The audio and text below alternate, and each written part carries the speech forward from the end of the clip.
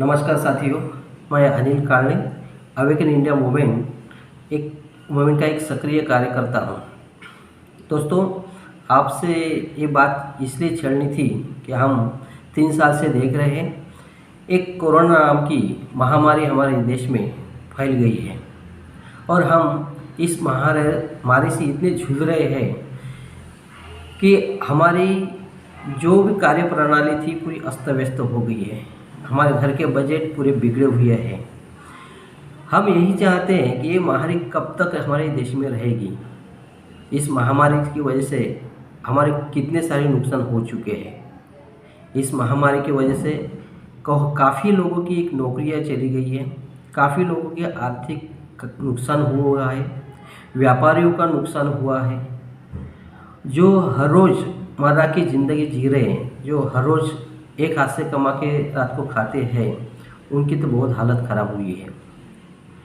लेकिन हमारे जो माँ बाप रहते हैं, हमारे देश के जो माँ बाप है, हमारी सरकार, जिन्होंने इस महामारी की वजह से लॉकडाउन किया है, हमारी रोज़ की मर्रा की चीज़ें सब बंद कर दी है, इसकी वजह से जो नुकसान हुआ है उसका हमें मुआवजा मिलना चाहिए। ये हमारा हक है और ये देना उस सरकार का, ये हमारे माँ बाप का काम है। क्या हर माँ बाप अपने बच्चों के ऊपर ऐसा ही करती है क्या? अपने माँ बाप को अपने बच्चों का ख्याल होता नहीं क्या?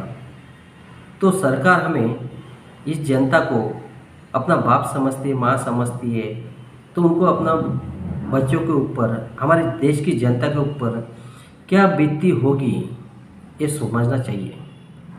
सिर्फ हमारे घरों की परिस्थिति नहीं है, हमारे घर के जो युवा है, जो बच्चों हैं, उनकी पढ़ाई वो भी रुक चुकी है।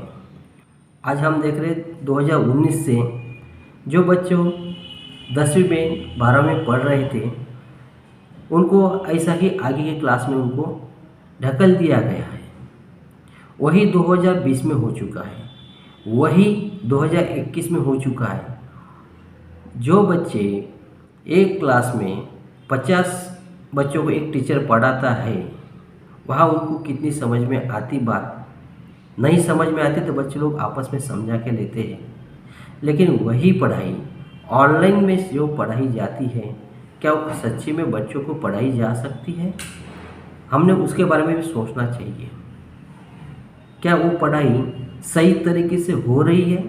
क्या हमारे युवा क्या आने वाले पीढ़ी को सही योगदान दे सकते हैं? क्या हमारा देश संभाल सकते हैं? हमें सोचना चाहिए, क्योंकि ये हमारे आने वाली पीढ़ी के ऊपर बहुत बड़ा अन्याय हो रहा है। तो दोस्तों, मैं आपको एक ही कहना चाहता हूँ, ये जो महामारी है सिर्फ कि लोगों को बेवकूफ़ बनाने वाली महामारी है। क्या आपको लगता नहीं, अभी भी आपके कुछ सोच में नहीं रहे? क्या आपका विवेक अभी भी जाग नहीं रहा है? दोस्तों, शुरू में सबको लगा था, मुझे भी लगा था सच्ची महामारी होगी। कहा था चाइना से आया है। मुझे नहीं लगता है एक चाइना का माल कोई गारंटी वाला होता है या बीमारी कोई गारंटी वाली होगी। लेकिन हमें जो दिखाया गया है वो कितना सही है, कितना गलत था, यह हमें आज भी सोचना ज़रूरी है।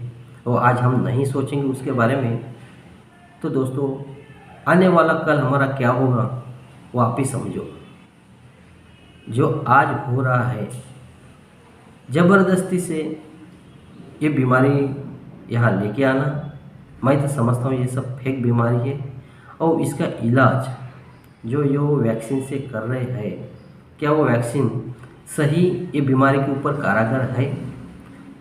कारगर है तो उससे होने वाले साइड इफ़ेक्ट, उसका भी जिम्मेदारी सरकार ने लेनी चाहिए।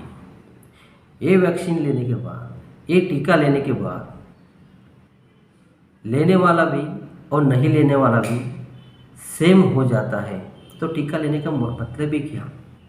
जो टीका से महामारी रुक नहीं सकती, ये टीका से कोई कोरोना से बच नहीं सकता।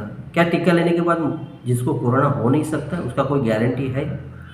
जब टीका लेने वाले को भी कोरोना हो सकता है और नहीं लेने वाले का भी कोरोना हो सकता है, तो टीके के ऊपर खर्चा क्यों? क्योंकि जो खर्चा हो रहा है हमारे जनता के पैसे से ही हो रहा है, क्योंकि हम जो टैक्स देते हैं उसमें से ही वो पैसा जाता है, कोई अपने घर से तो लाता नहीं ना। क्या हमारे प्रधानमंत्री जी हैं या पर्यटन मंत्री है या स्वास्थ्य मंत्री जो है या फाइनेंस मिनिस्टर जो है, क्या ये अपने घर से पैसा डाल रहे हैं? कोई मिनिस्टर अपने घर का पैसा दे रहा है? आज हम देखते बहुत सारी संस्थाएं हैं, सामाजिक संस्था है, उन्होंने अपने घरों से उन्होंने बहुत सारा दान किया है। लेकिन ऐसे कितने मंत्री हैं कि उन्होंने अपने घर से दान दिया है? कोरोना के टाइम पे कोई मदद की है? कुछ नहीं है। सिर्फ सब लोग अपना अपना बटवा भरने के पीछे पड़े हैं।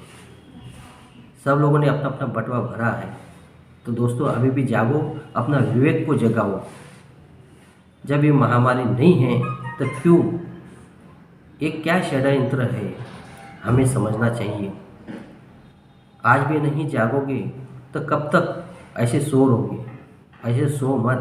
देखिए, सोने जो सोया है उसको हम जगा सकते हैं, लेकिन जो सोने का नाटक करता है उसको हम नहीं जगा सकते। दोस्तों हम आज भी अवेकन इंडिया मूवमेंट के माध्यम से लोगों को जगाने का काम कर रहे हैं। हमारी काफ़ी बड़ी टीम है, सिर्फ महाराष्ट्र में ही नहीं है तो पूरे भारत में हमारी टीमें काम कर रही है। आपको भी लगता है इसके बारे में और जानकारी लेना चाहिए, आप मुझसे भी संपर्क कर सकते हैं। मेरा नंबर है 7620149120 या अवेकन इंडिया मूवमेंट के वेबसाइट पे भी जाके आप इस बारे में बहुत सारी सफल जानकारी ले सकते हैं।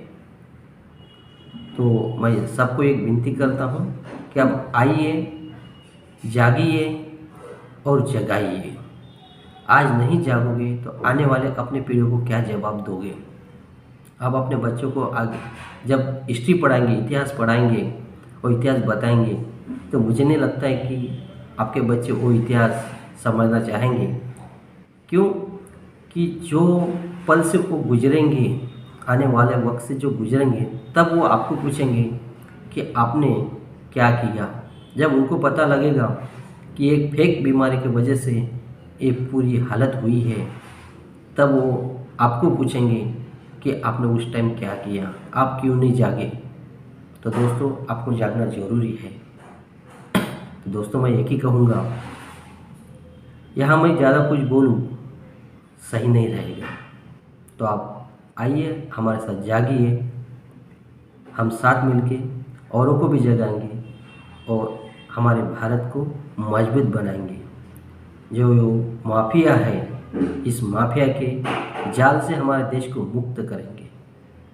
धन्यवाद।